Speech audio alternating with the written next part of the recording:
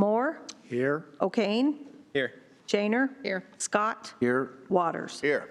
Please stand for a moment of silent prayer, followed by the Pledge of Allegiance, please. Amen.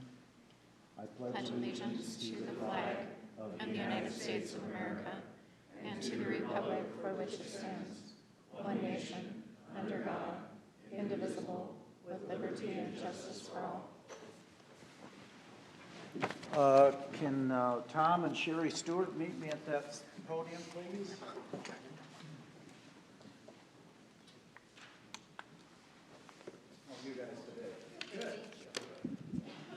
We have a commendation that reads, whereas you're to be commended for taking the time, the initiative, and the effort to create a beautiful yard that contributes greatly to your neighborhood and to the city of Sioux City.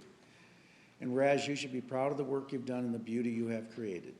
And whereas we thank you for allowing other citizens to enjoy your beautiful yard and for teaching by example the merits of beautification in the community. Now, therefore, I, Robert E. Scott, Mayor of the City of Sioux City, Iowa, on behalf of City Council, do hereby commend Tom and Sherry Stewart of 2801 South Cecilia Street for exhibiting pride of ownership and being recipient of the Sioux City Yard of the Month Award. I'd like to present this to you guys and say a few words in order. Thank you. Well, we really appreciate just being given the chance to spread the word about how important native plants are to our ecosystem now. So thank you to Jim and all the rest of the judges and the Sioux City community.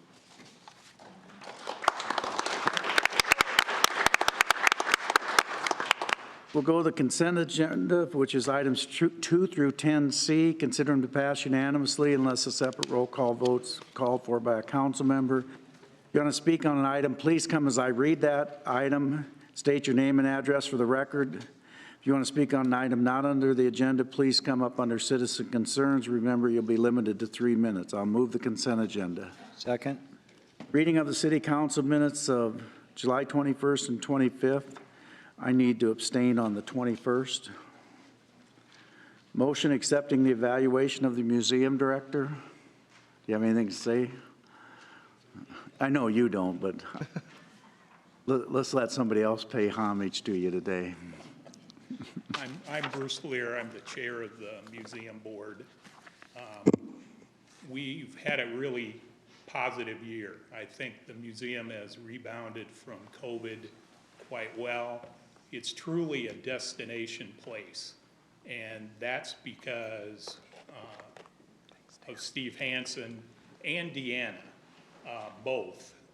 They've formed a team that's magnificent. So when Steve is absent doing battle in Des Moines, Deanna takes his place quite well. So any questions? I just want to point out how great that really top marks across the board. I was just really impressed to see that distinguished performance for leadership, top tier role model status pretty much across the entire board. What I really appreciate is that coming out of COVID, you really hit things hard. Every week there's something going on down there. I really enjoyed the Chevy exhibit. The baseball exhibit, I mean, it seems like there's something new every week. I appreciate it. It seems like it's become really the hot place to be. Anything else? All right, thank you. Thanks. 4 is a resolution adopting plans and specs for the Hamilton Boulevard paving improvements project. 5 are resolutions amending the authorized personnel complement, position classification manual, and salary schedule by adding the mail carrier position.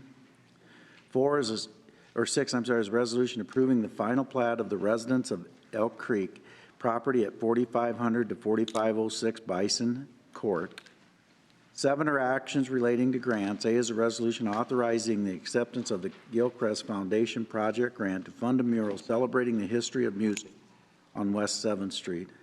I just want to take a minute and thank the Gilchrist Foundation. I think people are impressed by the murals that are showing up on the buildings, and quite frankly, there's no way this city could do those murals without help from the Gilchrist Foundation, who have done amazing things for this city not just for the city, but for city projects. And so we need to maybe write the bank a letter and thank them for being a great partner.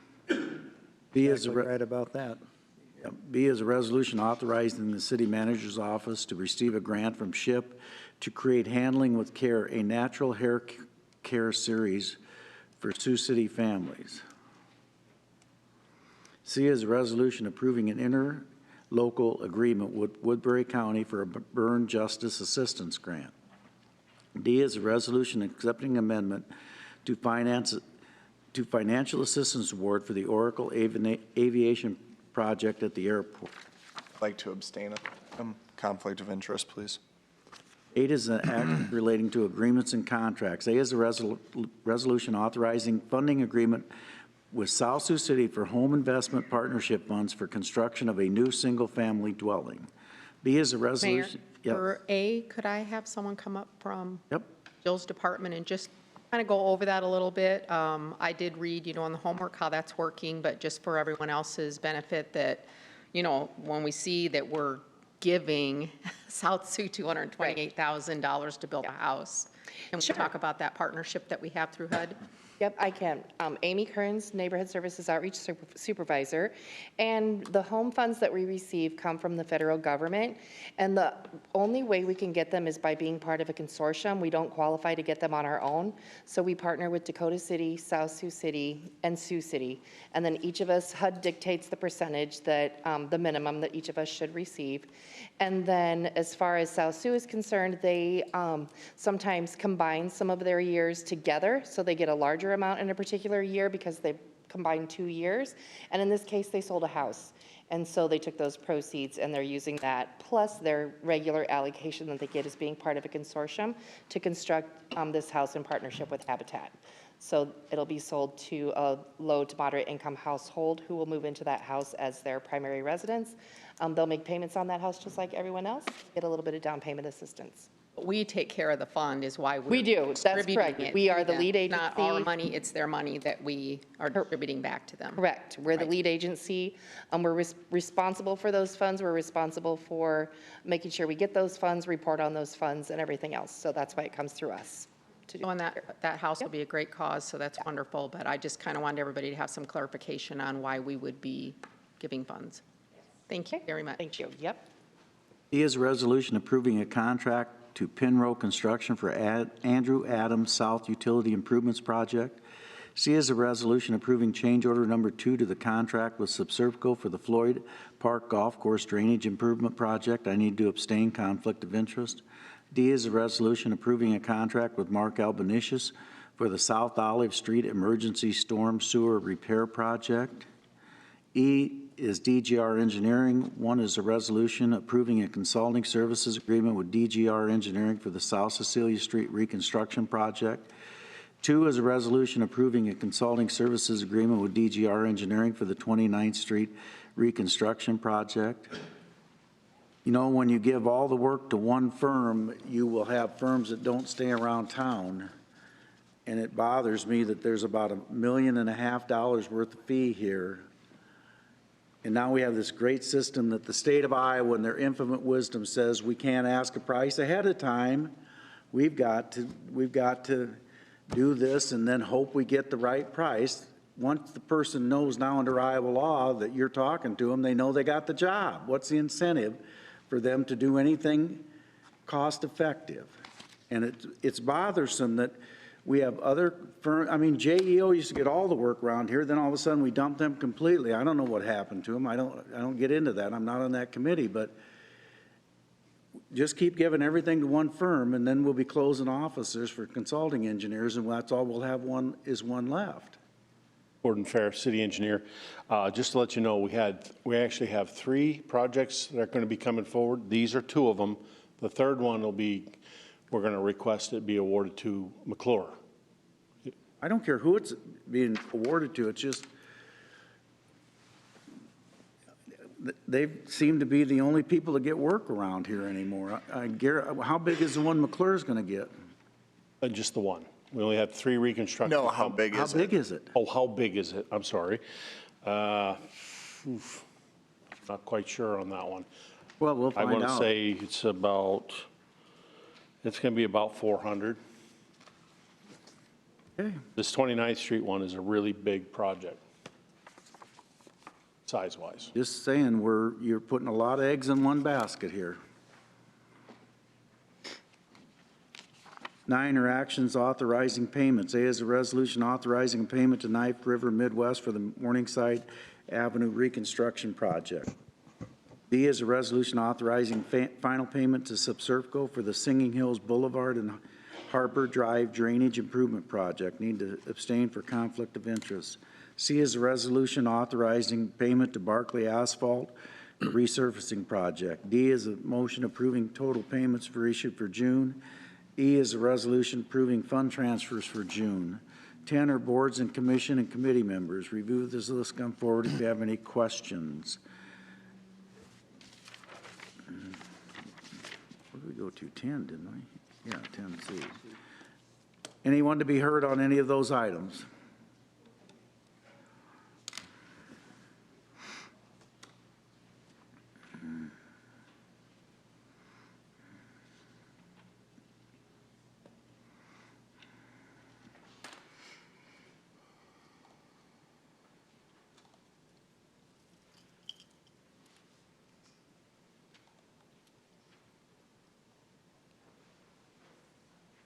Passes 5-0. 11's a motion appointing Kerry Johnson to the Active Transportation Advisory Committee. I'll move that.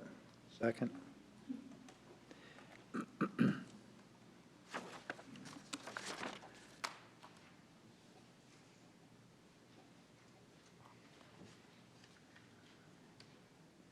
Passes 5-0. 12's a motion appointing Ralph Swain to the Historic Preservation Commission. I'll move that.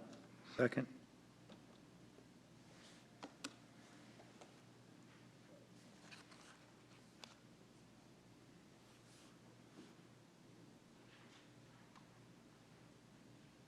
Passes 5-0. 13's a motion appointing Billy Oadair to the Human Rights Commission. I'll move that. Second.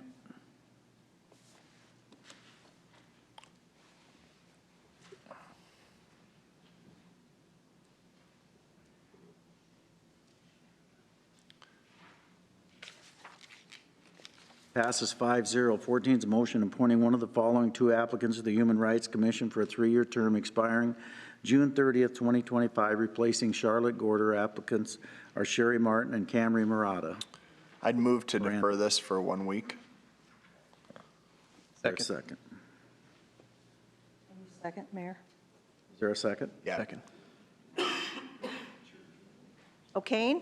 Aye. Shaner? Aye. Scott? Aye. Waters?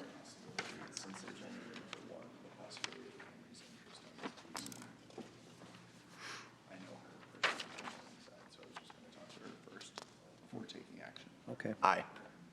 Moore? Aye. 15 is a resolution approving a development agreement with Mid-America Energy for the new service center near Highway 20 bypass, deferred from July 18th and 25th. Somebody want to make a motion? I'll move that. Second? Anyone to be heard?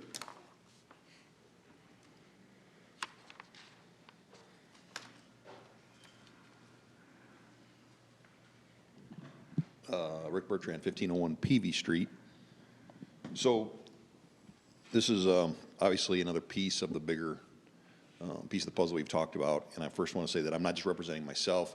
I want to again reiterate that with the petition that we brought through the process of the borough permitting, I still represent that same 700 acres back there, several families, a lot of them with my same last name, not gonna lie. But again, you've got the Sailors, the Torgesons, the others back in that area. So I'm here today. The bigger fight, I think, is going to be down the road when it comes to the piece that butts into our south property line. But I think this is the first kind of camel nose under the tent process that's here. The first thing I want to make sure that I reiterate is if you guys vote no tonight on this Mid-American grading plan, this does not stop Mid-American. This does not slow Mid-American down. This does not stop them. I've done my diligence. I've met with Mid-American. I've done it. I've seen the multiple plans they have in place. This is the most cost-effective one for them. There's no doubt about it. They've done some horse trading on the backside, and there's side deals that are cut during this. But again, I always want to talk about, and I'm going to kind of lump my comments together with this 15 and 16 if that saves us time. So really, when you talk about it, what is being discussed right here, when you're talking about grading the property line itself, are we really talking about the city, which is going to sell 83,000 yards of dirt? Are we talking about, is the city operating on that property as a borough permit, as a borough pit, and is Sundown acting as a borough permit as they're giving up almost 300,000 yards of dirt off of that property? So that's the first question I have out there, is that, is this really fit inside of a grading permit, which again, when you do a grading permit on property lines, it requires no notification to neighbors. It requires no hearings, no diligence on that grading permit. So that's my first question is, are we really operating when we're going to sell this dirt as grading the property line? When you look at it from the property itself, when you look at the property line that joins the two properties, the city property runs about 600 feet. What this grading permit will allow is it'll allow Mid-American, allow them to grade 250 feet onto city property, onto the Lieber property, onto the Sundown property. That's almost 40% of the property will be graded in the name of the property line. And I can tell you as a developer, when you grade property lines, which that's common practice, you allow for grading, that's anywhere from 10 feet to 25 to 50 feet at maximum. I've never seen a grading permit for property lines allowed to go 40% in another piece of property and allow 300,000 yards of dirt on almost 40% of the other piece of property. So when you look at the 300,000 yards that are being moved off of the Sundown piece of property, is that a commodity or is that being used to grade the property line? That 300,000 yards is being used not to grade but to use as a SIR, which is used as a commodity, which Mid-American is using that as a product. They purchased that for $1 in concessions. The concessions is they're going to allow Lieber, allow Sundown Properties to build a road through that property. It's not going to be a direct 3-to-1 down there. They're going to go 3-to-1. They're going to stop, put a road system in, and then go 3-to-1. My question again then is if they're building a road, if that's part of the plan, that's not grading the property line. That's building a road. Where's your specs? I wanted to do this on a project, I can guarantee it that they're going to make me go back and put into a plan the specs to put in a road system. That's going to be supporting hundreds of thousands of trucks that are going to move over that road, theoretically that road that's being put in place. So again, that doesn't pass the smell test. When you look at, I told myself I was going to stay on notes and I wasn't going to get excited tonight. Okay, because your time's about up. I know it is, Bob, but this is a big issue, and you know what it is. I understand it is, but we also have rules that you don't like to listen to. What proof does the city have that by removing 83,000 yards of dirt, that you're improving the property, leaving it in a more improved place, or you're not devaluing the property? Show me something that's been produced that shows you're not devaluing the property. We're giving up the city, now as a taxpayer, 83,000 yards for $1 a yard. Most of you have been on the site and see that that hill belongs in that valley. If we were then as a city to go back and, though they're going to grade it and they're supposedly going to make it more smooth for a bike path, where's the specs?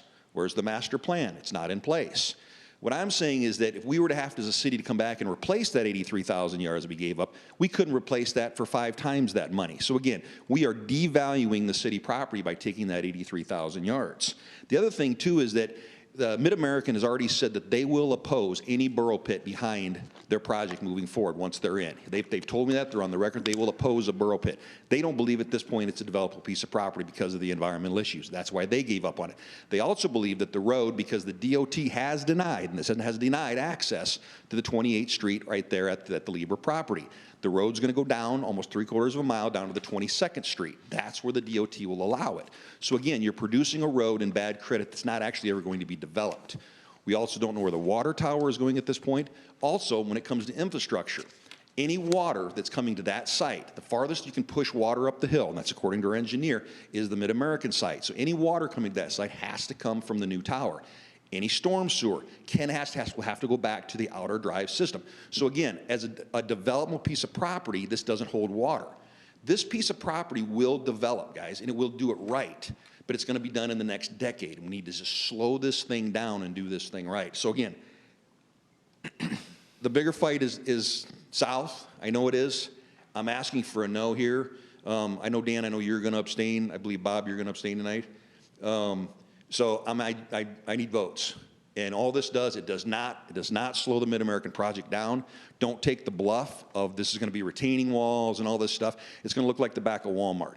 I tell you, the good old developer's trick, and I've used it myself, is you put something forward that says it's not cost feasible to do it this way. You had an individual come in here on their property and said, there's no way I can put $200,000 worth of sidewalks on the property. Well, again, it's not cost feasible. You create that environment. They're going to go and they're going to grade this property down to 3-to-1, get the dirt from another borough pit in the neighborhood, and they're going to move on. So again, I'm asking for a no, and it's been a long battle. Thanks, guys. Thanks, Rick. Anyone else?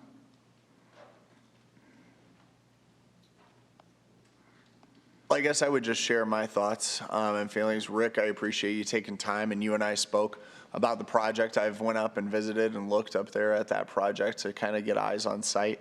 I also did due diligence, talked at length with staff, which I really appreciated their time and willingness to kind of share some of their thoughts. And Rick, what they said first and foremost, I think, is that some of your concerns, especially to the south, are valid. And I want you to hear that. I think that those are valid, and those are things that we need to be aware of and really diligent when proceeding forward. I think that staff would also be quick to remind that, you know, requests for multiple times of those borough pits has been denied, and any time that that would happen, it has to come to cities. It has to come to the city council. So we would get that day in court. You would get that fight, so to speak. So save that heated language, save that enthusiasm maybe for that meeting, depending on how things go. But I just wanted you to know that I at least did that due diligence. I did speak with city staff, and they, like I said, shared some of that concerns, especially on the south end of that property, but did feel that it might be in our best interest to have some of this land moved away to allow for a future development of a road going in through there. Said that they talked to multiple engineering firms. It wasn't just ours in-house. They talked to multiple other engineers that felt this might be what's best to actually add value to the property. So that was something that was important, because I think you bring up a good point about you're not going to get dirt back for that price. And so I certainly want to devalue it. So I did make sure to look into that as well. I appreciate all of your concerns. I don't know if it would necessarily hold the program up or not, but I just know that after looking into that and thinking about that, I think that this is a step forward in the right direction, at least for me. But know that that concern to the south is valid, and I think that that's when we will definitely need to be opposed to it or think long and hard about that. But that's kind of where I'm coming from. I would echo that sentiment. I was out there. I share a lot of the same concerns. I think the better solution from the get-go would be for them to have invited everybody in to sit down and talk about what would be best for the land. I think that would have been the most impactful thing that could have happened. My fear is that by not going through with this, they're reverting to a plan that'll leave the land in a state that is not going to encourage development. And so that's one of my larger concerns. Taking some of your suggestions regarding this turning into a borrow pit and looking at some of our current ordinances, I did have a lengthy talk with Gordon, and it is something that we are definitely going to look into changing, because I wholeheartedly agree with you. I feel like right now, this could turn into a situation that none of us want, and that's not a way to have ordinances. That's not a fair way to leave citizens up to having to deal with. So I definitely identify with that sentiment.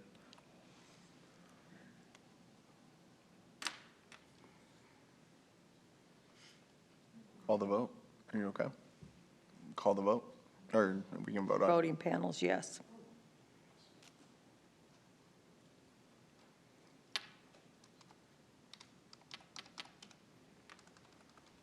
I have a conflict of interest. I'll be abstaining.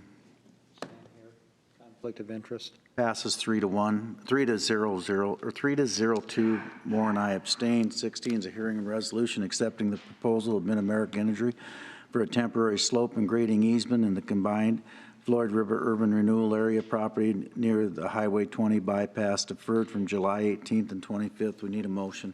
I would move that. Second? Public hearing's now open. Seeing none, the public hearing is closed. Rick, I'm telling you, you got 40 seconds left. You got 40 seconds left. I'm not gonna overcook my ham, 51 Peavy Street, I'm not gonna overcook the ham. Look what I'm gonna make on this one is this. If Gordon is gonna hold the city, hold residents to a code, which is the grading permit from a code, then let's pull a code on the borough permit. Anything over 50 cubic yards moved is a borough permit. We're moving more than 50 yards, so what part of the code are we gonna select?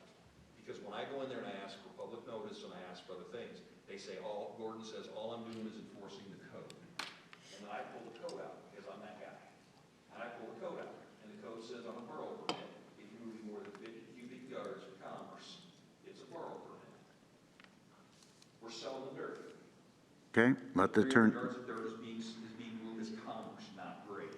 let the city attorney answer your question. So just on that issue alone, I think we should be a deferral on the slope. And let's get some legalese in this. What's scheduled for hearing today, Rick, is the slope and grading easement, which was noticed with the requisite time period to advertise that the city is considering granting an easement. That's why a hearing has been scheduled. It's been published. The code has been followed to announce that that's the city's intent to consider that. Why wouldn't there be standing then if you're breaking the code? If they move the dirt back throughout the code? Rick, I'm not conceding that there's been any code violation or anything like that. I'm telling you that this is the process. Rick, I'm not going to argue with you. I can tell you that what we've done is we've scheduled the easement as we normally schedule it to announce the intent of the city to enter into it. There couldn't be any comments for both the borough permits. I couldn't come up here and make comments. This is the first time I've been able to ask questions on the slope improvement. That's the last two times it's been deferred. I have not had an opportunity to bring these questions to you in a public forum. I'm saying on the slope itself, how is this not breaking the borough permit code? Rick, this is a separate provision related to the easement. You want to fit it into the borough permit code. This is something separate and apart from that. And I know that you have legal counsel that has advised you on these issues. They haven't reached out to me. I'd be happy to discuss it with them. He told me, he said that's an appropriation becoming a public forum. I was here the last 2 weeks for public comment. It was deferred, which is fine. People do their diligence and stuff. Now I'm bringing my questions. My question is very simple. If you're going to hold the code, which is the grading permit, which was been issued with no public notice and without, that's how the grading permit system works. So if you're going to do it that way, then why can't I sit there and say, well, we're moving more than 50 cubic yards. That's the code. And I can't answer your question in any other way than what I have already.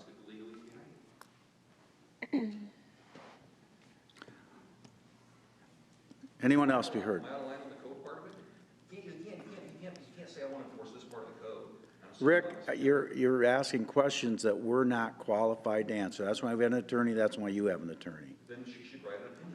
Okay, we'll get you an opinion because this is just a hearing, so. Yards is legit, but it's not going to change the code. Okay. Call for the question. You may use your voting panels.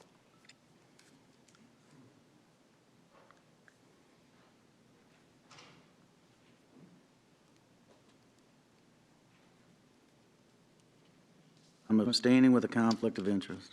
I'm abstaining, conflict of interest as well.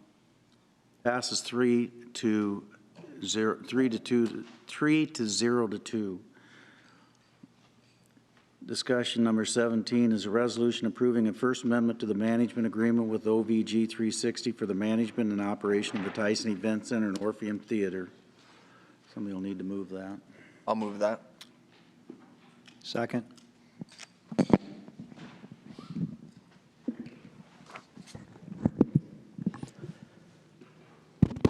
Good afternoon, Mayor and Council. My name's Tim Savona, General Manager, Tyson Event Center, Orpheum Theater, and alongside the Sioux Expo Center.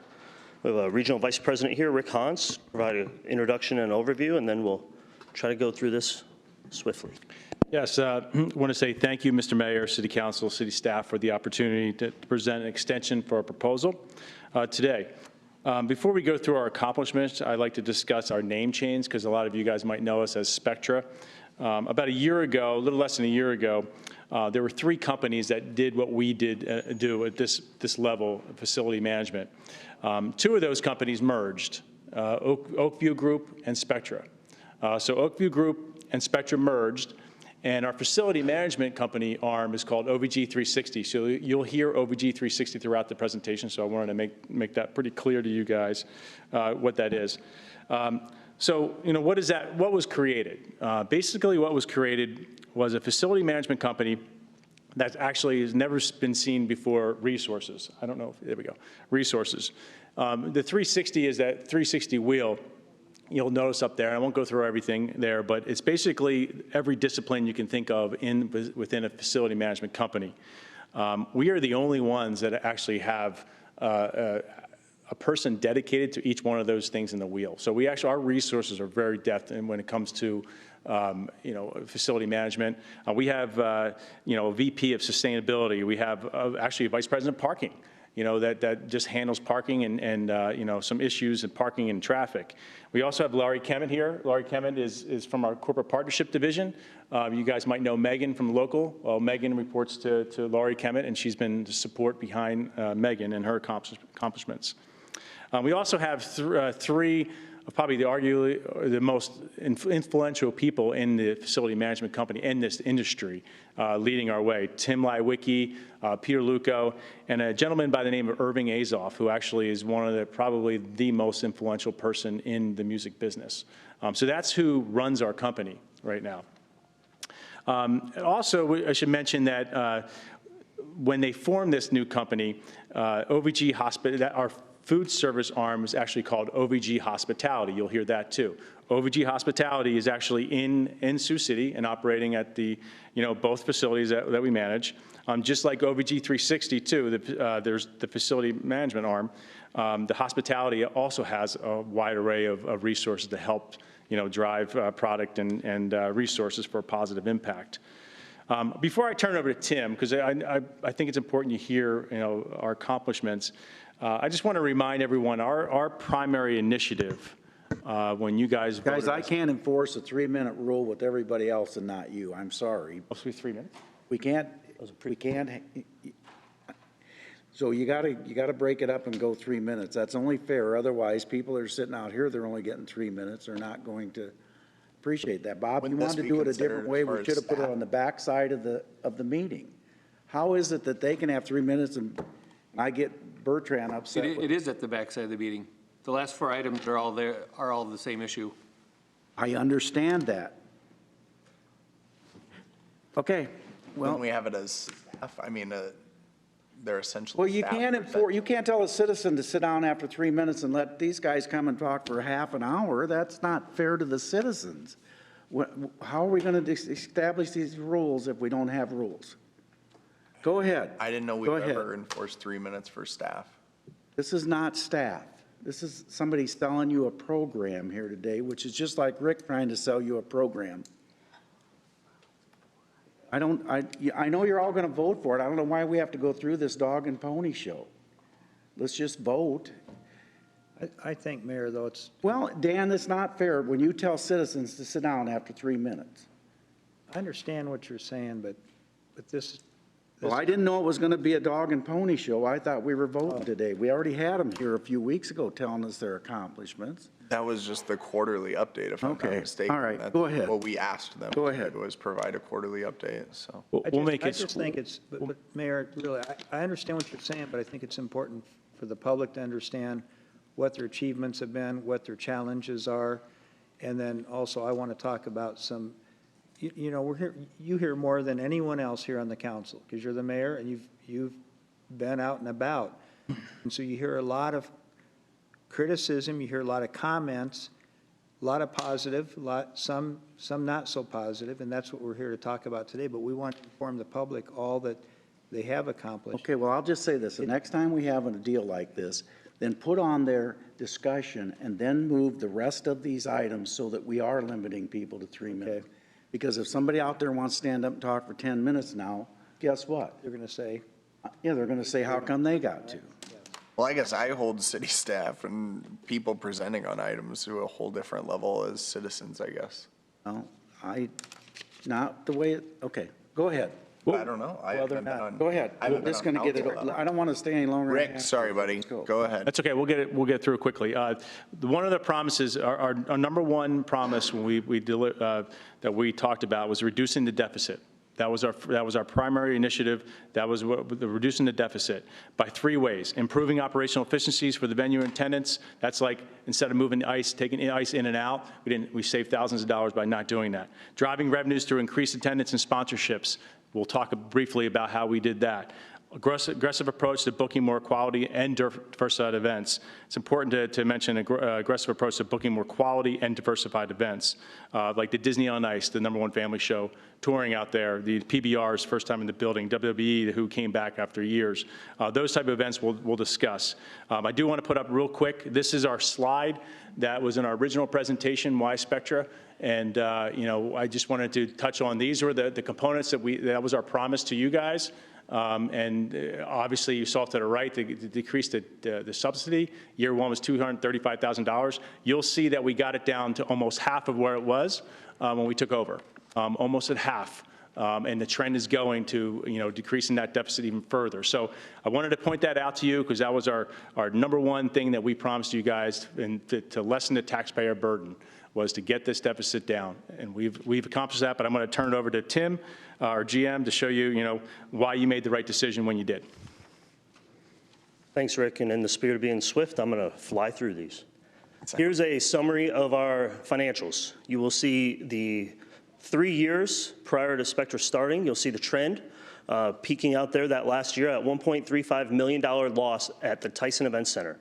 This is just the Tyson, and this includes everything that involves us. Everything's in here.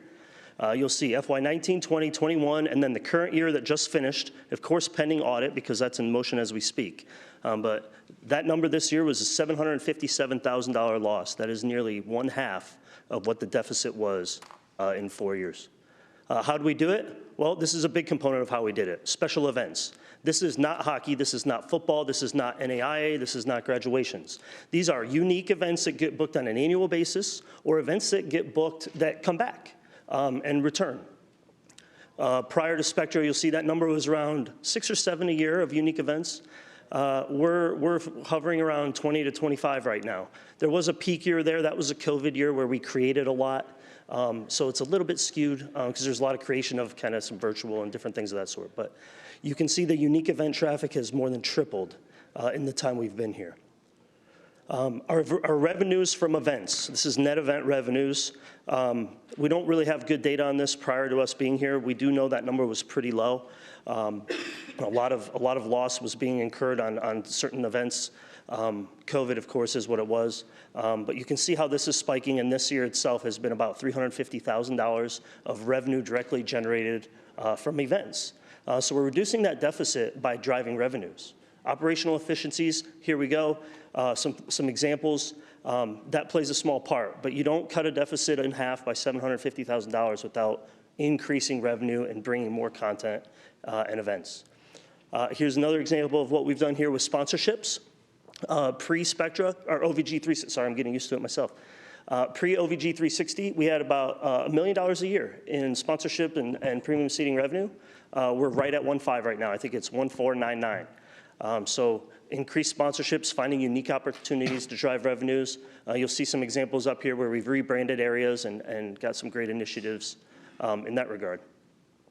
A lot of new first-time venue sponsors into the building, finding new ways to make it work.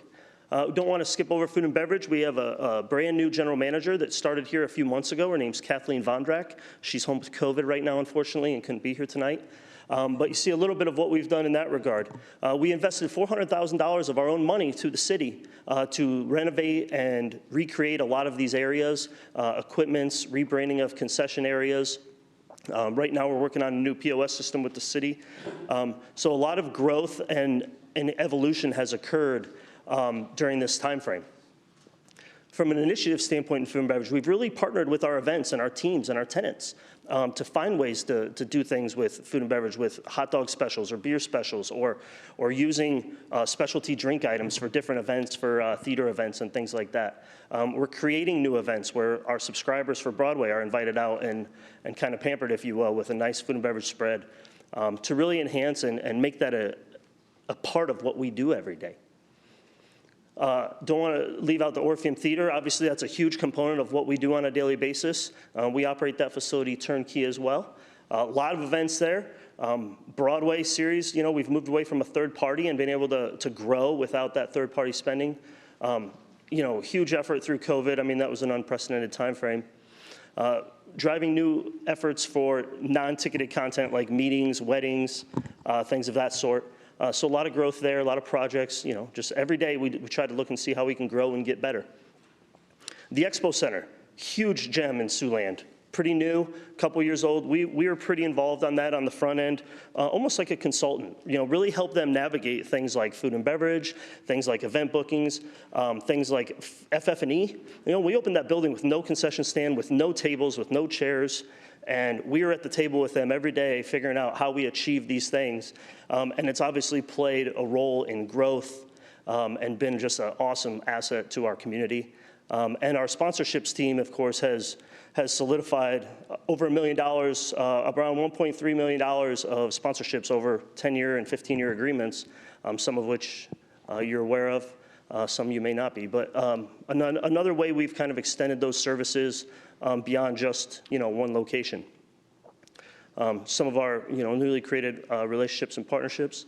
And then just to summarize here, what's next? Look, we're not done. We're not going to stand here and say we're perfect and we're amazing and there's nothing we can do better, right? We'd be silly to do that. Until the venue's booked 365 days a year, we have work to do. But we have a full slate of events in FY23. We have an exciting couple months ahead of us. We have continued sponsorship growth and innovation on the way. We have some great capital projects in the works. Most excitedly probably is the sound system. We're going to continue to drive the deficit down. We're going to continue to drive more events and new events, and we're going to continue to minimize the burden on the taxpayers. Sorry for the surprise presentation, but thank you for allowing us some time to share this. It's important to us. Thank you. Anyone else be heard?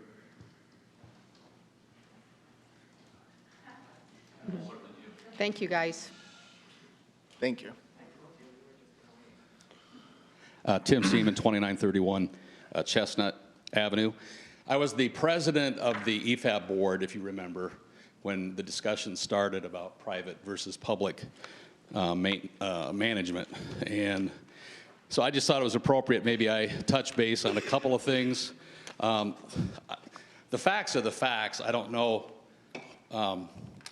It seems like an easy sell to me when you look at the straight up facts. And the one that we talked about at the beginning was the deficit.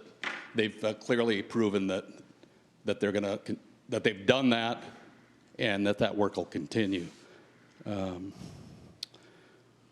Also, the need for expertise. That was one of the things we talked about, and they've shown that. I think in their operations they've shown it. I think in their management they've shown it, and I think also in their vision they've shown it. Tim mentioned the Expo building.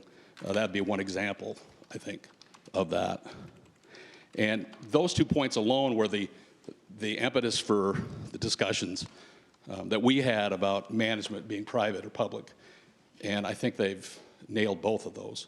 There are other reasons, obviously, but I'll leave it at that. Thank you. Perfect. Thanks, Tim. Thank you.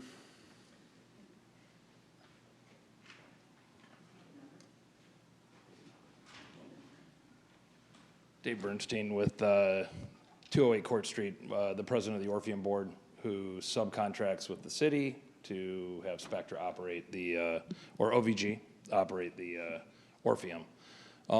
We're having a meeting Wednesday.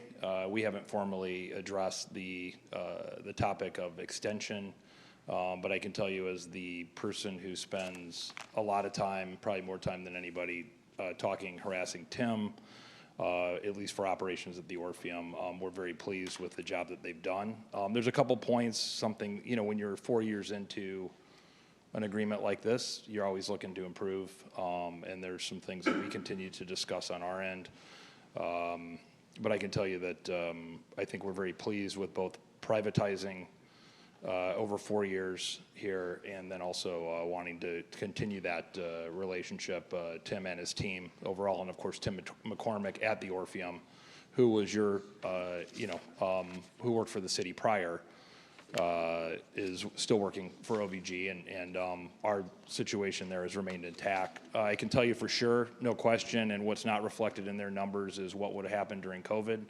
Had you not made this move, your 2020, 2021 numbers would have been disastrous. I know the Orpheums would have.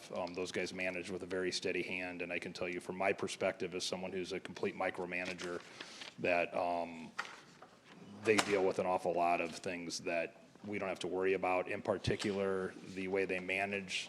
We're not in an ideal situation. Certainly the Tyson Center's not stuck between Omaha and Sioux Falls. It's an 800-pound gorilla in the room. Content, concerts, et cetera, but the management, the paying attention to the ticket sales, the optimizing the ticket sales, the minimizing losses, the not having $50,000 or $100,000 losses at the Orpheum and $200,000 or $100,000 losses at the Tyson Center is important. So clearly, I think everybody would love to see 1 or 2 more major concerts at the arena every year. And the goal, in theory, could be to have discussions, especially now that they're part of OVG, which is as big as anybody, on how to incentivize those in a market that isn't ideally suited like it was before Sioux Falls built an arena. So, you know, I'm the only guy that'll remember this, and then you'll tell me I'm wrong, but what they told us when they took over was that the concerts would be easier for them than anybody else because they have such a huge portfolio of arenas that they would be able to hook a concert going from somewhere, even and now all of a sudden the venue size is the big problem, but back when the venue size didn't change. Yeah, I think it was a problem before, but. Well, but they told us when they stood here 4 years ago that we're the group that can do that because of all the other venues. We can talk them into coming here. That's my problem. That hasn't happened. Yeah, and I understand, and I will defer to those guys, those folks. I would tell you that you haven't had a show like I Love the 90s since they've been here, which is probably good.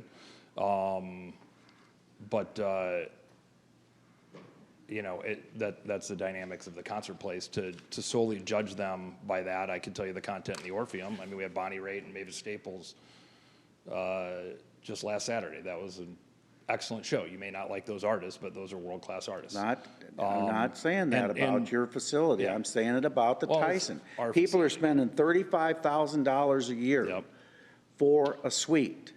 I'm one of them. And God bless monster trucks and rodeos and all that stuff that my grandkids like, but their parents like a concert once in a while. No question. That's why I said I think there's constructive ways to continue to work on that. The dynamics are difficult, as they are for Saturday in the Park booking as well right now, especially with a lot of things post-COVID. We do appreciate Disney on Ice, which our suite was heavily used for. We do appreciate a better rodeo. We do appreciate, I think, WWE coming back. I mean, maybe not as much as Disney on Ice, but so I think getting some of those names back in the building and posting sales numbers like Disney on Ice did help to draw other things in the building as well. And it's a bigger picture. So certainly more concerts would be better. And you guys can address that with the Tyson Center, but I also don't know that any other party is going to get you that one piece. And unfortunately, sometimes the success, even as it was pitched here, and even as it's brought up often from the beginning, the Orpheum's always secondary, even though if you look at the number of people that roll through the Orpheum, it's not insignificant. It's just a subcontract to your contract. So I'd hate to not have at least that piece be considered as well. I think they do a good job, and I think it's good to give them goals of what you guys want to see and what indicates success for you all. And I'm guessing it is a couple of major concerts a year. I know as a suite holder, we'd love to see that as well. But we also use our suite heavily and as a constituent there. And as long as Travis will guarantee a couple more Clark Cups for the next couple years, all should be good. So just put it on your to-do list, Trav.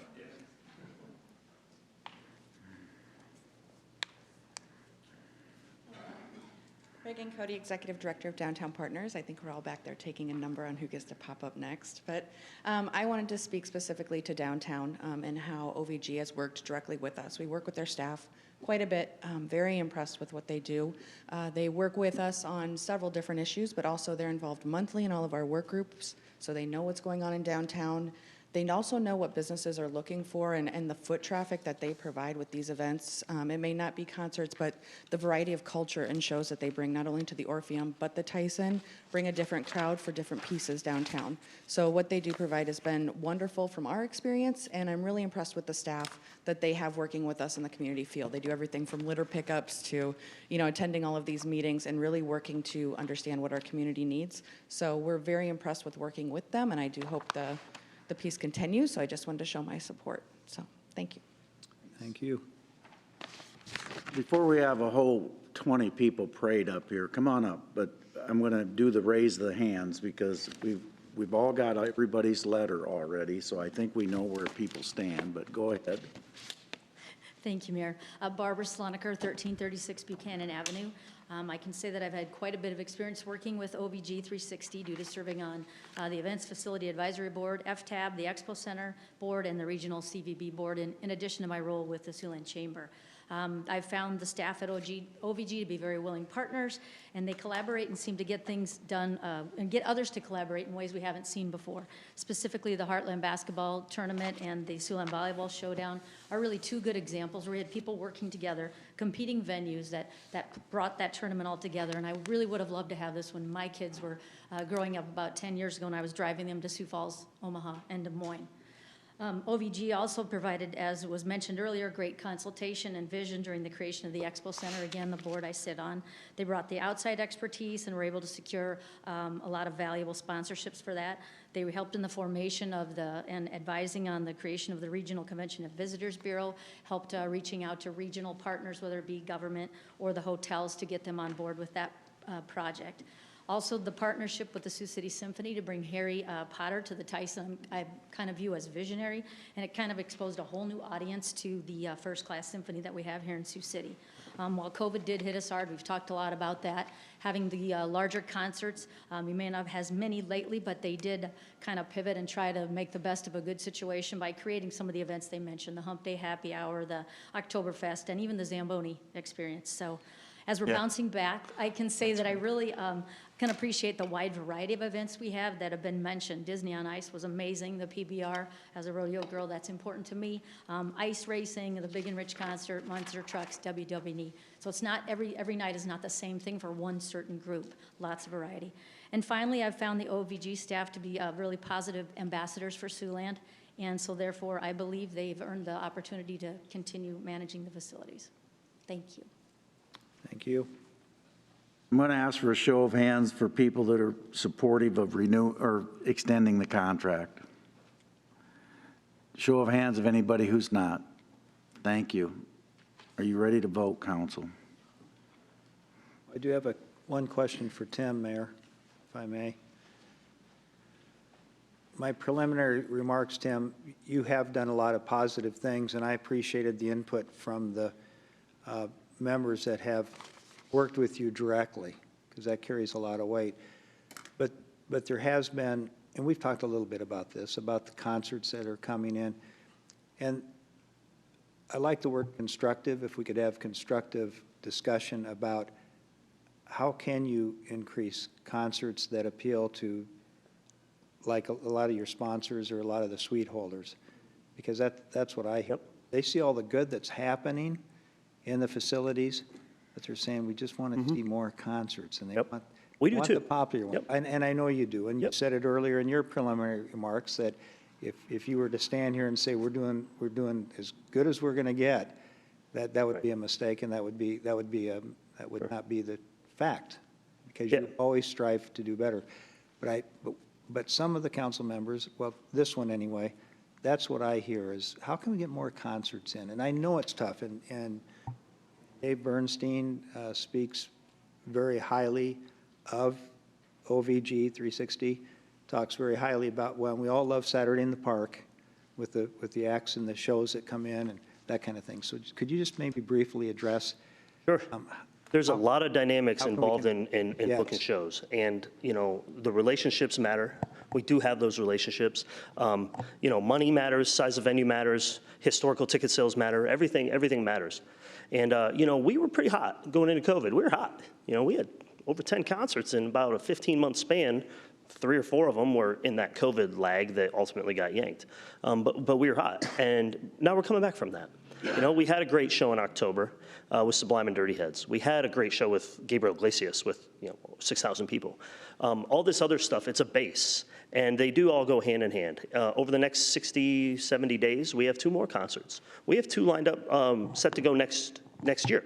You never know until it's on sale, but the paperwork's in place, so, you know, fingers crossed. So I think I've kind of alluded to in the past where you kind of like, we've kind of had to wait our turn a little bit for people to circle back to like our size of venue, our level of venue, get through like a summer, you know, caliber fairs and amphitheaters and things. But we're seeing that now, right? We have a September show, we have an October show, we have a November show, we have a January show. These things they're coming now. We just have to wait our turn. It will continue to be a challenge. It will not be without immense effort and strong networking that we do have. Will we ever have enough? I don't know, but we'll never stop trying. You know, our goal is to have 6 to 8 concerts in a year, at minimum. Not to stop, but at minimum. And we will continue to drive that ship home. And I think I think you'll see it. I think it's coming now. Over what the last 6 months has been from a content standpoint, and what the next 2 or 3 already look like this in the middle of summer, that's a really good sign for us. So it'll come. Yeah, it's coming. It is. It's happening. Yeah, and I'm hoping that as well. Although the mayor will tell me, or it says to me that hope springs eternal. The best thing we can do as a community is support the events we have. But more importantly, you've demonstrated. I think you've demonstrated you've got the high energy for it. You've got the desire. You handle setbacks when they happen. You've got a lot going for you, and you do have the networking, and so. You know, and I don't think we're the only city in the country that's, you know, that looks at this year to year. And it's a constant review, I think, of what's going on with events and other items. And you're right about the other programs that you've brought to town.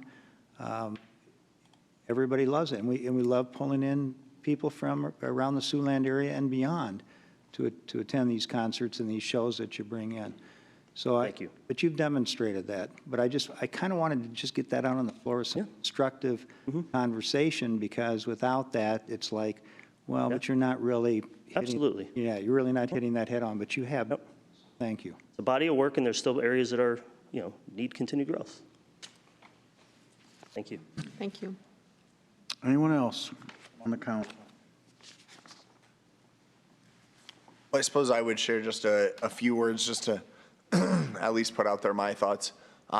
Rick and what was it? Lori, thank you for making the trip. I really appreciate that and sharing some of your sentiments.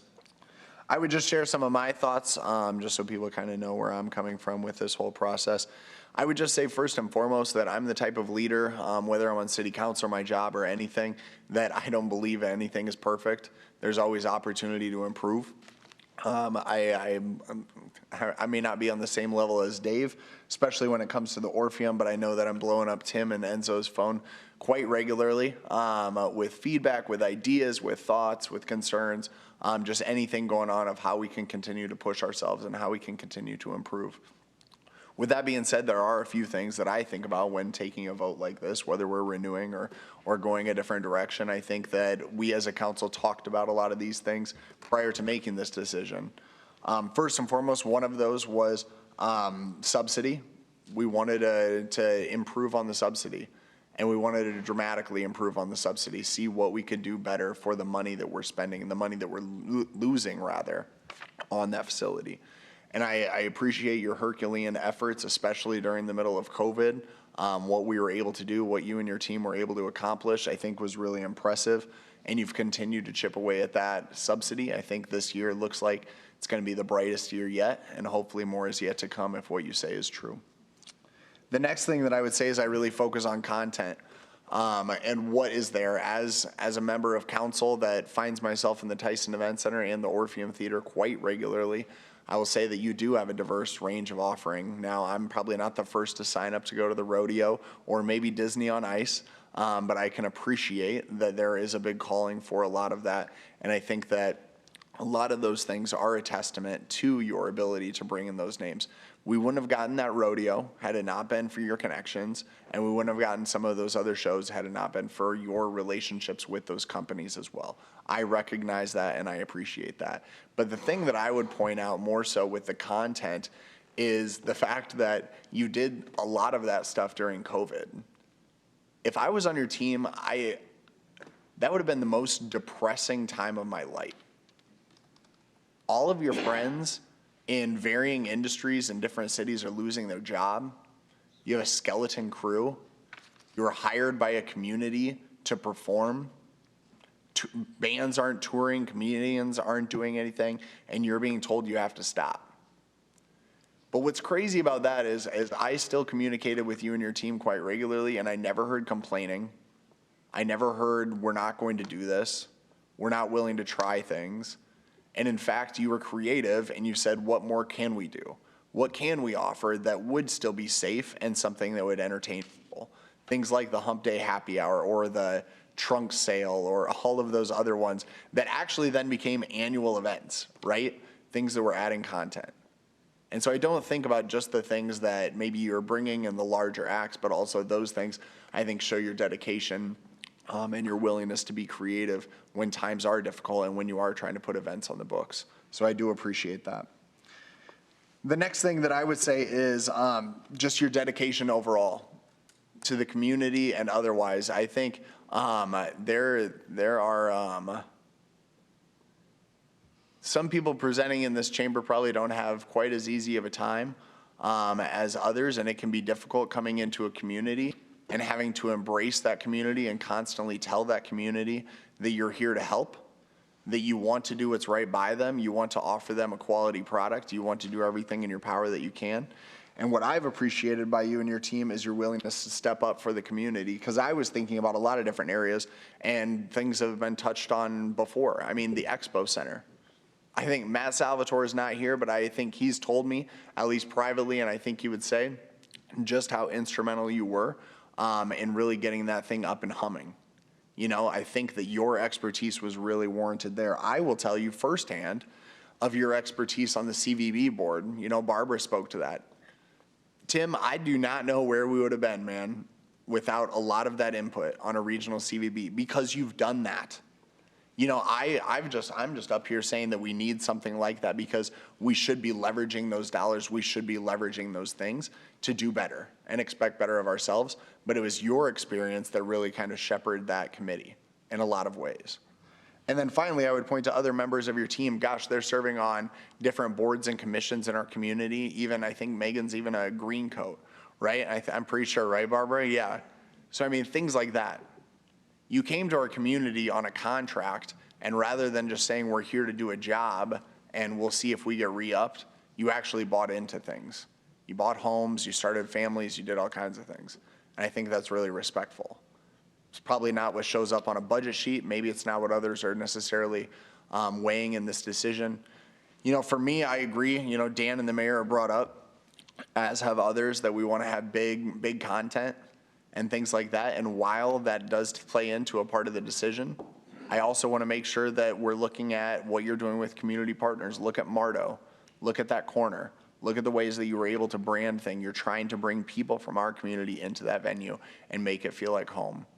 And for those things I really appreciate, and that's why I'm going to be supportive here today. But I just wanted you to know some of the things that are running through my mind of what's important. But I hope that while the mayor probably and others maybe think that I'm all about sunshine and rainbows, I mean, I think we're going to continue to hold your feet to the fire, expect more in the future, and just thank you for your service thus far. Anyone else want to say anything? No, you can't top that. Good job, Alex. Sure can't. Wasn't convincing enough to have me vote yes, but it was a heck of a speech. I have lots of issues, not any of them are significant, but one is very significant to me. To allow a contract to be voted on now means that the next two councils that are sitting in these chairs will not get to vote. At least the next council will not get to vote on this extension. And if you extend, which I'm sure you're going to, another 5 years, they will never have the opportunity for two councils to vote. I've never voted for anything that long, ever, and I'm not going to today. I've privately talked to Tim about what my issues are. I don't need to go into them. He knows what my issues are. But that's a big hang-up for me, to never let councils, future councils, get to vote on a contract when it's still taxpayer money. So. And Mayor, you shared that, and I took that. I've shared it time and time again. You did, and you sent an email long before when we were talking about this extension. So it is something that I thought long and hard about. I even brought it up to Tim. I think I even brought it up to our city manager, that concern, because I think that it is something worth giving pause. I looked through the contract, and one of the things that at least allowed me to breathe a sigh of relief is the thought that if there were to be a new member of council voted in that then thought that something that OVG or whoever was in that venue was doing was so egregious that they would have voted no, or they think they are no longer fit to be in that building, they can call to question. And they can say, I no longer think that they should be there. I think we should move to terminate them. And they can convince 3 votes to do so if they so choose. That's not the point, but anyway, that's fine. Let's vote.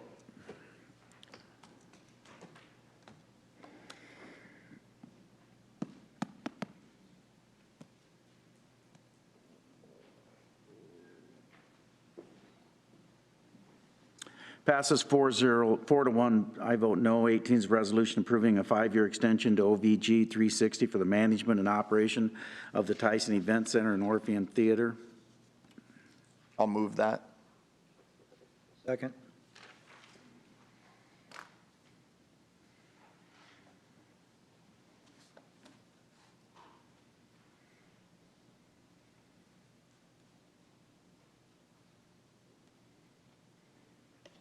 Passes 4-1. I vote no.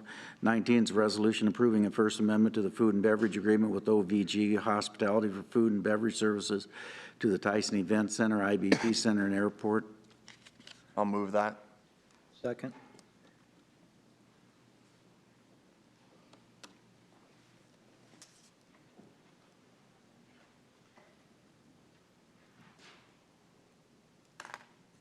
Passes 4-1. I vote no. 20 is a resolution approving a 5-year extension with OVG Hospitality for food and beverage services at the Tyson Event Center, IBP Center, and Airport. I'll move that. Second.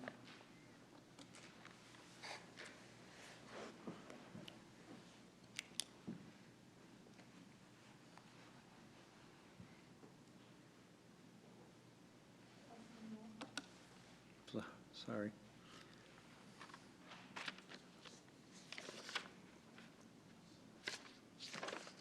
Passes 4-1. I vote no. All-terrain vehicles. Chief, before you get started, one last thing that I just wanted to make sure to mention in open forum, and Rick and Tori, was it? Lori, gosh, 1 letter off. I tell you what, I'm sorry about that, Lori, I tell you. The last thing that I would want to say is just that this does come with that incentive, that financial component that we can put into the building, or that you and your company will be putting into the building. I really suggest that we be strategic about thinking where we will be doing that. I think the video board was a game changer. I've spoke with members of city staff, as well as people in the community, of how much of a difference that makes. I think the sound system is going to be a game changer. I think those things are huge.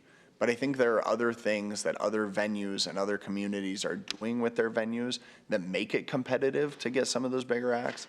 I know you're thinking about it. I at least wanted to share an open session that I really hope that we are strategic and looking at that, of what will give us the best chance to land some of those larger concerts, or what that could be. Do you have something in mind?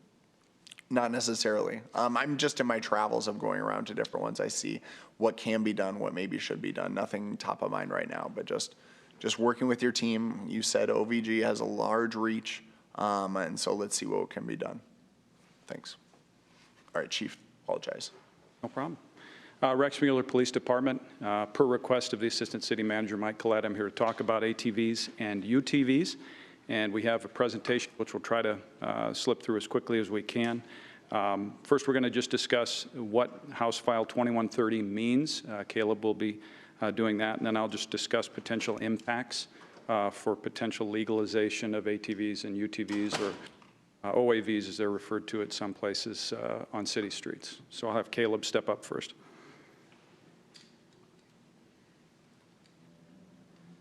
Thank you, Chief.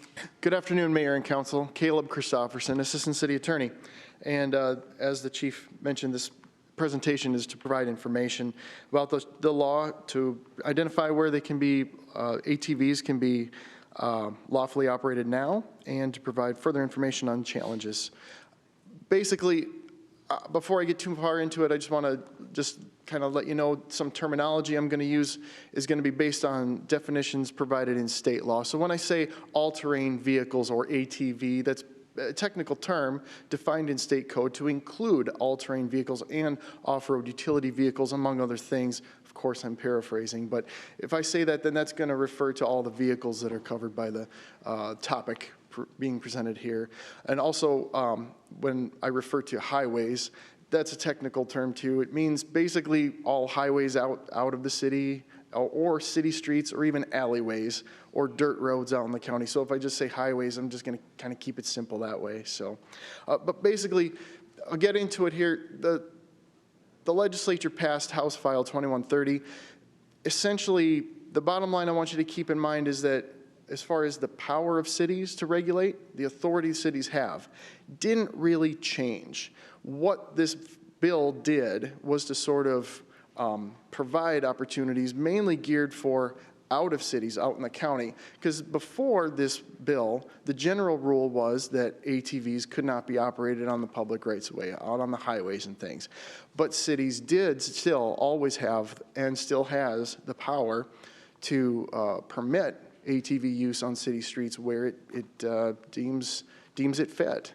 So, but what basically the House file allowed operation of ATVs on primary and secondary roads and extensions within cities.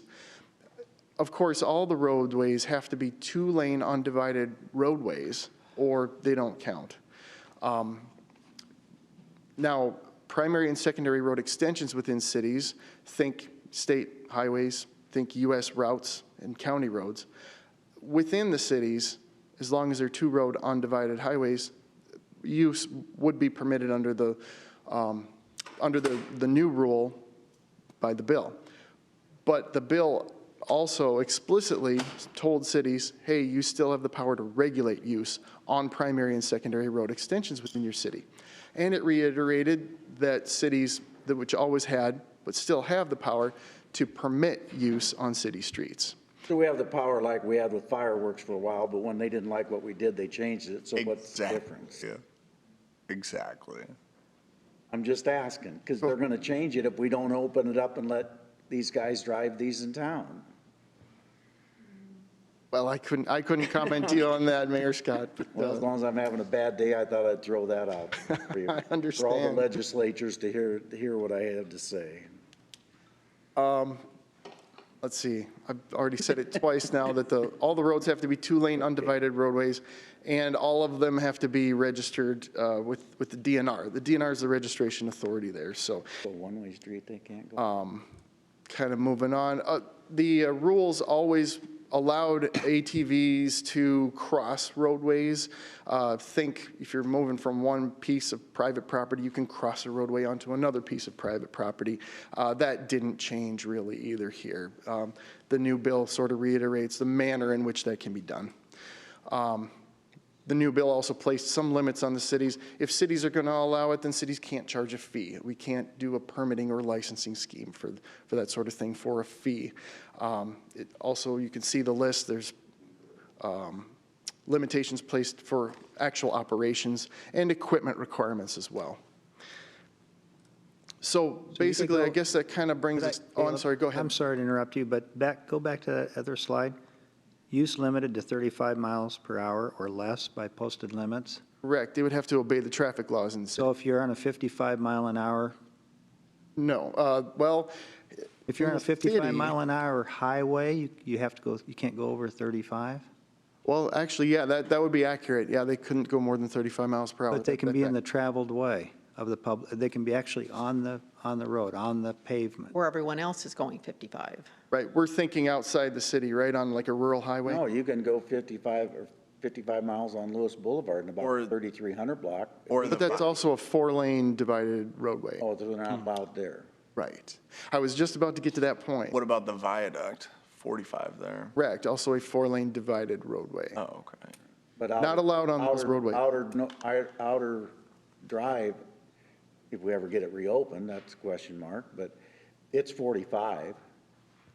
So they would not be allowed there, or they would only be allowed to go 35? 35, they would be limited to 35, that's correct. So. Doesn't make any sense to me. Can they just can't go over 35 anyway? The machine can't go faster? The House bill limited their operations to 35 miles per hour. I would think that the chief of police would think that would be, maybe that's the kind of hazard you're going to be talking about. Going 35 and a 45, and you know, in 45, that's the posted speed limit, but 45 means 55. Sometimes it might mean 60, you know, and you come up behind someone. I don't know. I'll leave that to the chief to discuss the safety aspect. I will too. Last bullet here, subject to state and local traffic codes in all other respects. So I guess that brings it to what primary and secondary road extensions exist within the city, such that by passage of this bill, what automatically happened? The answer is not very much.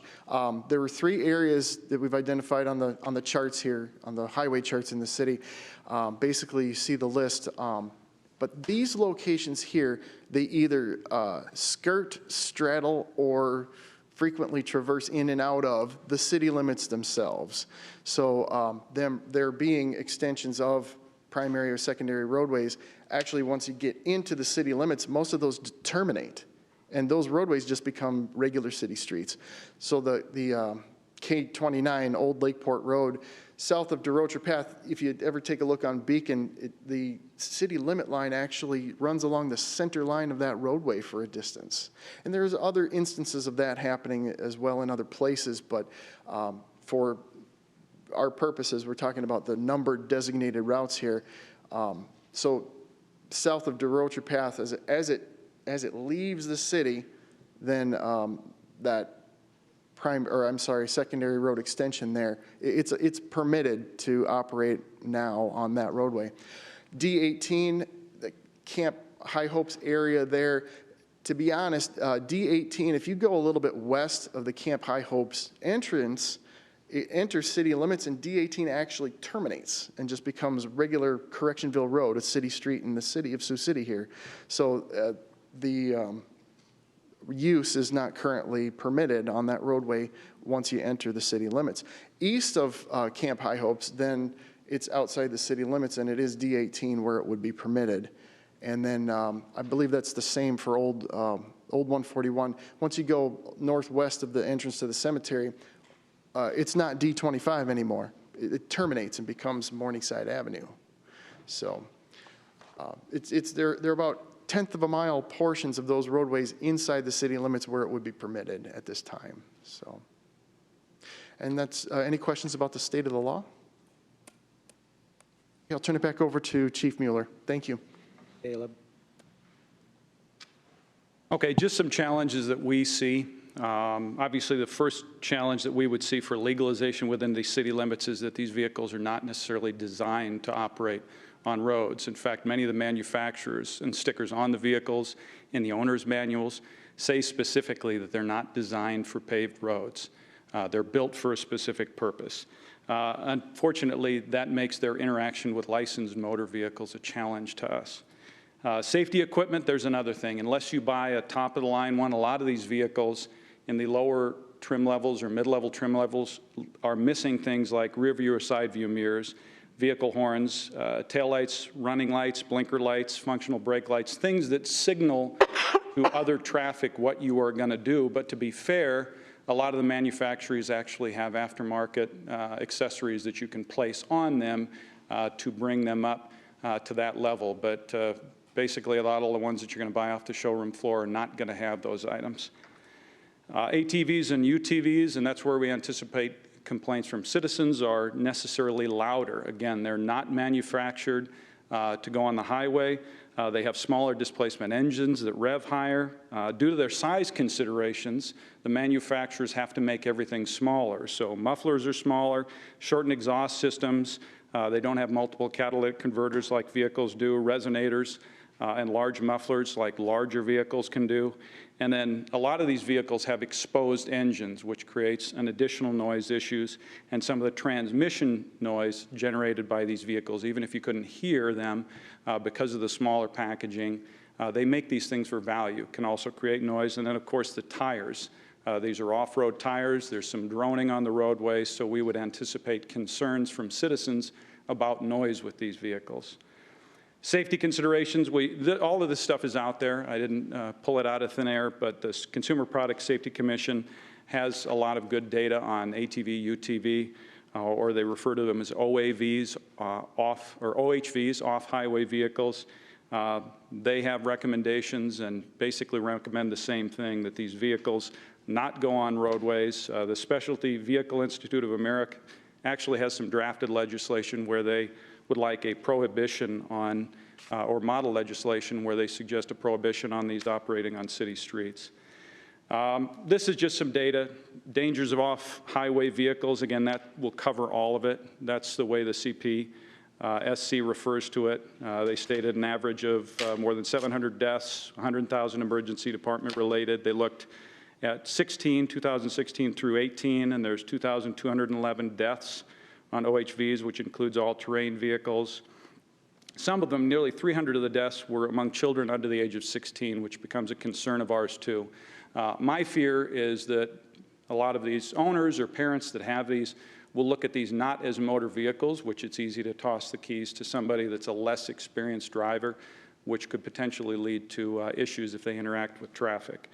And then just the data there estimates that 112,300 injuries associated with OHVs were treated in U.S. and hospital departments in 2020. Those aren't insignificant numbers. And then for us, just some quick enforcement challenges.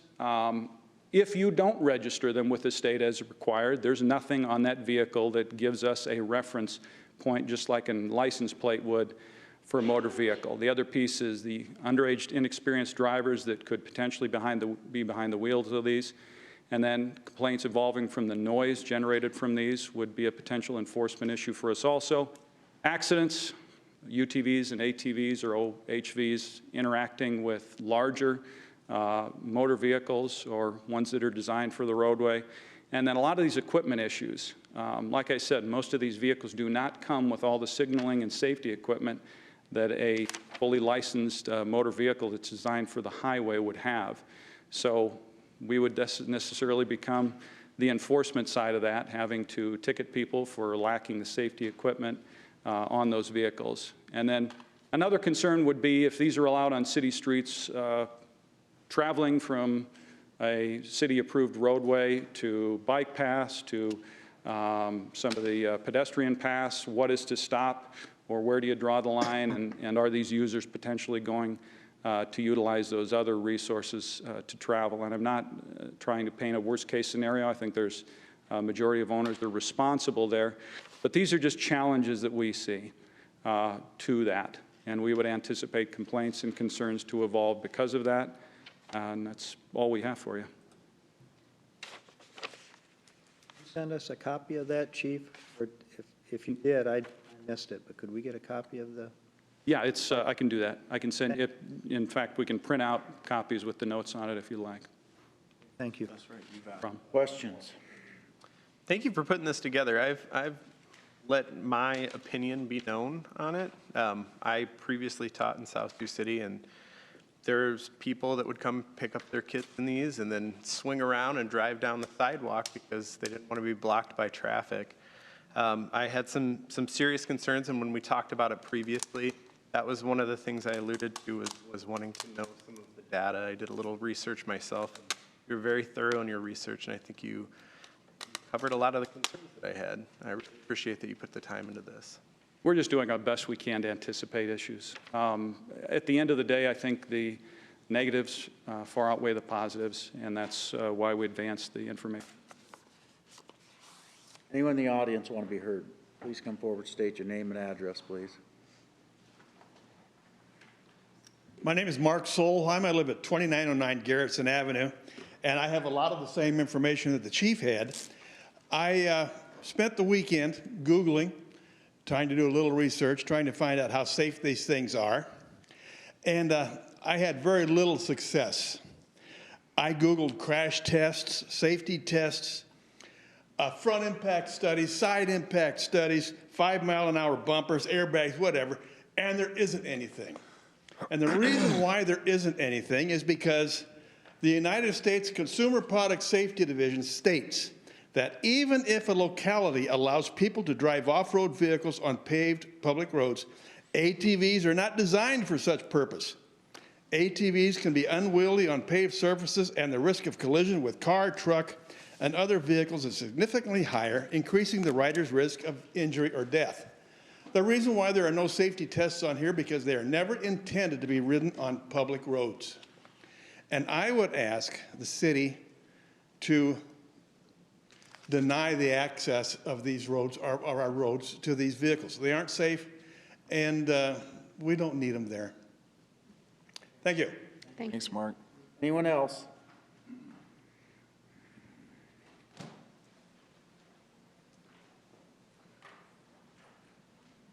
Good afternoon. Gerald Collins, 2230 Beck Street in Sioux City.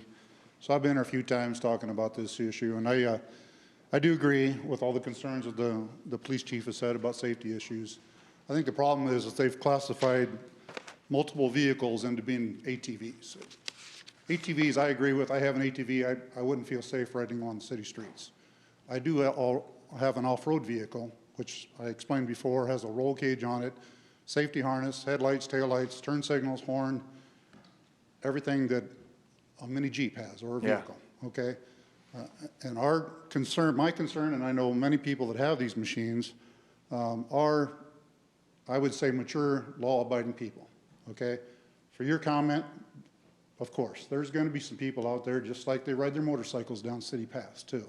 We're always going to have those people that just feel they're above the law or it doesn't apply to them.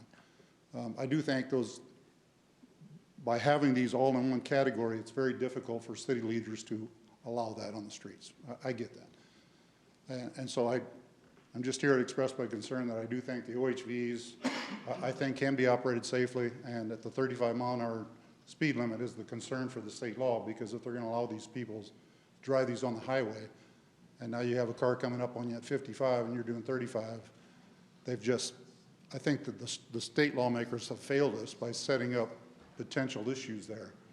And so really shame on them for doing this to the communities to have to figure out how we're going to handle all this. So you can say that again. Yeah. So anyway, I appreciate you concern, all the work that was done on this and you considering this.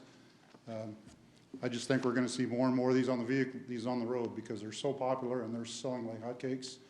That it's just something that we need to get ahead of. And I think this is a good time to have a spirited conversation and figure out, through the enforcement side of it and the safety side of it, where do we go from here? So. Thank you. Could you help me out a little bit, though? I'm trying to, you made a distinction with your vehicle that it's not an ATV or a UTV? Yeah, so if you're not familiar, an ATV is a four-wheel, I call it a four-wheel motorcycle. Okay. There's no protection. Right, you're just on top right, of this like thing. a four-wheeler. Okay, like a four-wheeler. Okay. And the off-road vehicles, the OHVs, and we start calling them ROVs now, are side-by-side type machines. You can have 4 seats in them, could be 2 seats, but they have doors on them. They have roll bars across the top and then 4 tires, and they're designed for, like I said, for all-terrain vehicles. What did you call it, though? The OTVs and OHV UTVs. or ROV. OHVs. Highway vehicle. Recreational operational vehicle, I think it's called. Recreational operational vehicle? I believe, I think terminology could be wrong, but I think that's what. Okay. Well, I just wanted to check and see if there's a distinction about that. Yeah, and if there's a way to separate those, I don't know. I mean, that's something you would have to figure out. That makes it more difficult. I get Okay. that, Well, thank you. The ATV thing is, yeah, is, in my opinion, is not, I'm, like I said, I'm a motorcycle operator, an ATV operator, and I know the risks involved with them, and that's, yeah, I'm not in agreement with ATVs on the roads either, so thank you for hearing me. Thank you. Thanks for your time. Evening, Council. My name is Brad Lepper, live out at 880 Bruner, out in the Riverside community. I'm just here to voice my concern or my opposition to legalizing of these vehicles in our community. My family and I, we live on the bike trail currently, and it is already an issue with those vehicles going up and down the bike trail. Coincidentally, they run through our property. I've had ATVs do donuts in my yard. We've had issues with them driving through while my children are out there. And I grew up racing go-karts. I grew up at dirt racetracks. I grew up driving a four-wheeler. I lived in the country. So I enjoy these activities and understand why other people do as well. But in a city environment where you have kids playing and the density of a city, I think that it's not a great idea to make these things legal. One of the issues we do have is when there is a problem, and we do call the police, they come out, they do their best, but we've literally called the police and had a four-wheeler pulling up through the property, meeting an officer head-on, turn around and take off and run from the police, and the police are not able to pursue them for safety concerns. So my concern would be we put more of these out on the road, it's going to encourage other people to get them, and I think you're going to have more problems with enforcement that's only going to make the problem that currently exists worse. So thank you for your time. Thank you. Anyone else? Any other citizen to be heard on any matter? Mr. O'Kane. Actually, Oh, yeah. I didn't see you there, I thought. Sorry, I moved. I'm Teresa Fitch, Finance Director. Councilman O'Kane had asked that I come and clarify a few questions that have arisen regarding our lockbox payments. I just wanted to kind of answer some questions if you guys have and explain exactly what happened. Don't call it lockbox. Say mail in your utility bill. People Okay. won't understand lockbox. So our payment processing. Okay, so the payment processing for our utility payments, you receive your bill, you also receive an envelope that comes with it to mail it back. Up until last month, that envelope had a P.O. box in Sioux City on it, and that P.O. box, it went to the Sioux City Post Office. At that point, it was forwarded to Des Moines, and then forwarded again to the Minneapolis office, which is where Wells Fargo processes the payments. That is the bank that processes them. That's the only bank that offers that service to us. We were notified by the post office here that service would no longer be available to us. So at that time, we have been required now to send them, if we want to still utilize that service, to Minneapolis. We don't have anywhere to process those payments here. It's not a service that's provided in Sioux City. The only service that, Wells Fargo, that's the only place that they now provide that service is in Minneapolis. So also, I do want to point out that by us having it sent to the post office box here, forwarded to Des Moines, and then forwarded to Minneapolis, we were losing about 4 days of processing. So this should kind of reduce the number of days in which it takes for us to process that payment, which should reduce the number of citizens that call in and have late payments because they've sent it and now we haven't gotten it for a week. Also, there was a cost to the city. It did cost the city a little over $6,000 a year for that service, and the post office just no longer provides the service. They cut a lot of services at the beginning of this year, and that would just happen to be one of them. So first of all, we didn't cut any jobs at City Hall because we've been doing it this way for 40 years. Yes, we have. Okay. You're correct. That's the big deal. That's the big Number two, we didn't cut any jobs at the post office because the post office quit providing the service. Correct, yep. Number three, the processing of your water bill and sewer bill is much cheaper to go to a lockbox system than for you to have staff internally to do that. Yes, it's about 3 to 4 times more expensive to have staff here to process those payments than it is for We can certainly them do to that. go ahead We'd and have do to it. have additional staff and charge more for water and sewer rates, so when the citizen calls, we can tell them that it'll cost more if you want to process them that way, but actually this process, I don't like it going to Minneapolis either, I got to tell you that, but the reality is it's going directly to Minneapolis now.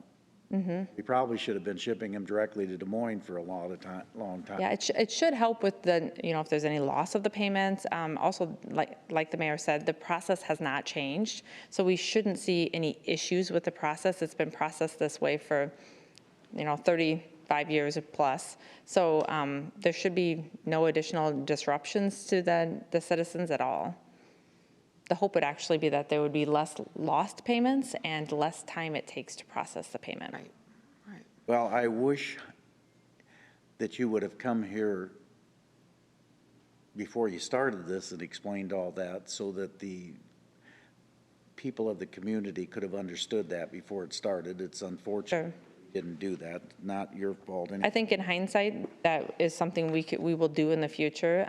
Would have been nice to put something in the utility bill that explained why we're doing what we're doing, but what's done is done, so.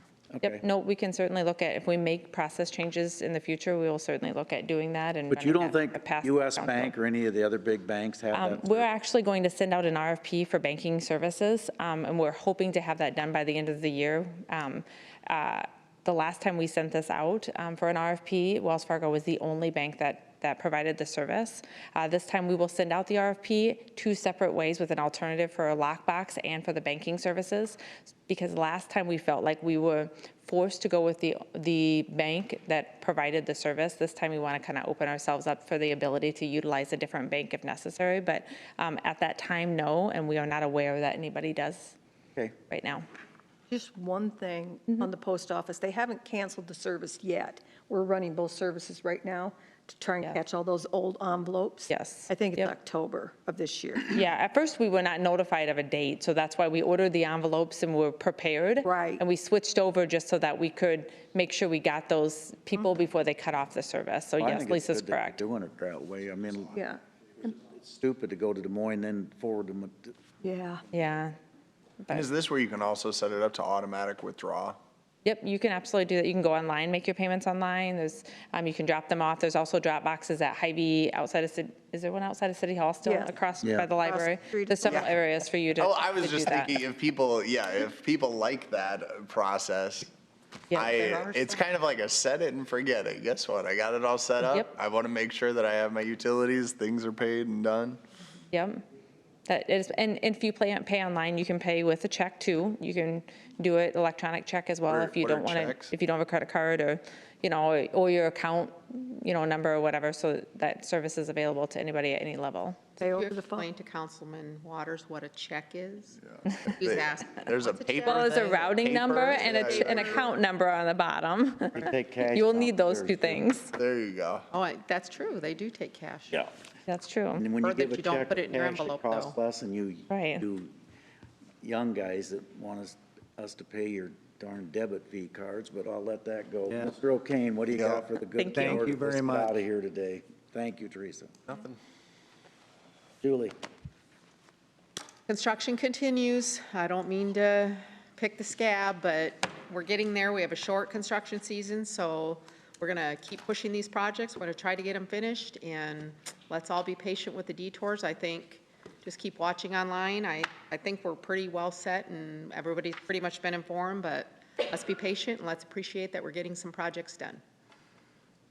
Alex? Yeah, I would just say to that point, I just wrote an article for Siouxland Magazine that was talking just about that, because I think it's challenging. It is. To have all of these detours and maybe delays during a given time period, but we also live in a climate where we have to deal with that, right? You have a truncated timeline, and I think the figures that Gordon got me, and Gordon, I really appreciate that information. That was very, very helpful. But from 2020 to 2023, roughly, in that window, we have $55 million worth of projects that will be either in design, in construction, or being completed. I think that that's a testament to what this council's focus is really trying to be on, is improving that infrastructure. We've got a lot of old roads, a lot of old mains and everything else, so we gotta do a lot of things. But the only other thing I was gonna bring up, and I know Julie and I think Matthew were tagged in this too, that I don't know if, Bob, if you would have an answer or we could look into this, but someone was complaining that we see these yard signs all over, right? And so that say we buy houses for cash and other things like, look, we all ran for office at one point in time. I understand there are laws about where your signs can be and how long they can be out, I can even though answer that. people don't Matthew follow. forwarded it to me yesterday. We're following up with the person who made the signs. They've been fined in the past. They're being removed and told though they're being personally called and told that it's illegal, and they'll receive citations if we can. Okay. Great. So we'll make sure to reply to that and let people know, but I think that's just another example where if you have any issues or anything, we really want to know about it. And people bring up issues all the time and voice their concerns or their support of things, and we appreciate it very much. So thanks for looking into it, Matthew. I appreciate you forward that. That's all I have, Mayor. More. Thank you, Mayor. Tomorrow evening from 6 p.m. to 8 p.m. at National Night Out. There are 9 locations. So if Still I waiting did, for one council member to sign up, I think, aren't we? so if I did my math I right, got to reply to where I'm going. need- I- we need Going to- to Latham and we need to Mother divide it Brooks up so that, Okay. that no part of the community is left out. So 9 divided by 5 is 2. Julie's only going to one. I only got one. I'm talking. Yeah, exactly. He'll spend your time there. He'll spend your Signed up time for there. his 2. I've signed up, I've got. So we have the 9 locations. We do have them covered. I've got, I have Riverside. huh? I've- Oh, I've got, Matthew's got leads. I just I got read Mary that. Trillia and I've got, You got one in Morningside, I think. no, I No? got Mary Trillia and I've got, That one where the dunk tank is set up, right? It's Dunk the Mayor. St. There John. you go. Pro. I only do that for money. Maybe For the organization. maybe St. John's Lutheran Church. No, he's No? got that. I've got No, St. I John's. got Mary Trillia and I've got, The one I out don't in know, I've got Morningside. Anyway, we'll be there. Hopefully everyone else. It's very, Weather should be warm, very but important. we'll have. You're going to have our fire department, I think they'll be at all locations, all locations. as well as the police department. Because seriously, I mean, from 6 to 8, by the time you go to 1 and you spend time, as we all should, with the residents and the citizens, you know, an hour goes like that, and you got to get off to the It next. does. So- And there's a lot of times there's Very kids good. and games and It's just a lot of fun, and I'm glad to see it. It's- Dale Street.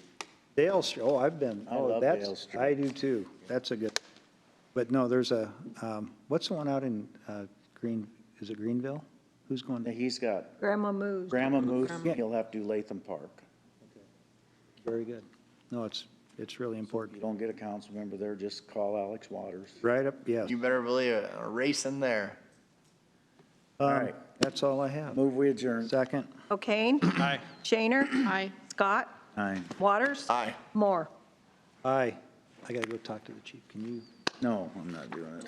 Quick, Darren, I sent an email to the council which included the grading permit requirements and the borrow pit. I didn't You include. did. I saw it. That's why I didn't ask any. But the borrow pit doesn't, I mean, if you're using it to take it elsewhere to balance the site, that's different. Yeah. The grading